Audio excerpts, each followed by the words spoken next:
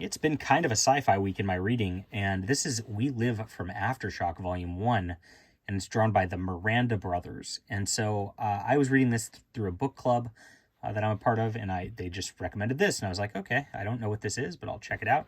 It's got some neat cover to it. I like the whole greens, and you got the focal point on the characters here. Neat stuff.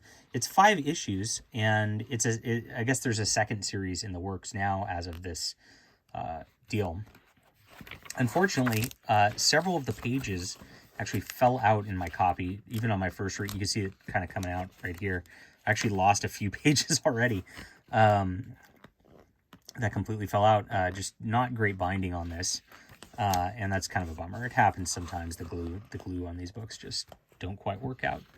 But it's interesting. So there's a cool part of this, and there's an introduction talking about a playlist. And I thought, oh, these guys just put their favorite songs together through this. Look at the cool art. Cool science fiction designs. A girl and her brother are running off, and they're about to meet this train to go into the capital. And it's pitched in series here. Like it's like they're going to have to rush off to the stars. They're part of a human group that's going to go elsewhere because Earth's about to become uninhabitable in this post-apocalyptic kind of realm. They're brought on by this old man who's helping them out and keeping them safe on the way. And there's these bracelets that are part of getting on to those ships off to wherever they're going. And there's monsters along the way. And there was a calamity that happened, and all these like monsters are now inhabiting the Earth. Very Final Fantasy-like in that regard. Very cool. And it's basically about the journey to the city to take that. And you get a little bit of the past history before all the crises and all that. Now, I mentioned the playlist and all that. There's QR codes on here. And so I actually scanned the QR code into the phone. And there are these songs that accompany all the book. This is so freaking cool. And the songs, they're in Spanish, and they just have a nice feel to them. And again, just gives me more of a Final Fantasy vibe because it's so awesome. Here's some more of the cool design. I love the coloring. I love the designs. And you have a sister protecting her brother, or younger brother, through the course of all these monsters attacking while they're trying to get to the city. And very cool. Eventually he finds a mech suit. Mech suits always make me happy too. This is just solid comics. Like, I don't know why I hadn't heard of this prior. And it looks like almost like a Pixar movie just in the art. And it feels like a Final Fantasy movie or a Miyazaki movie a little bit. I can't. And it's made by Spanish brothers. Like, what could be better?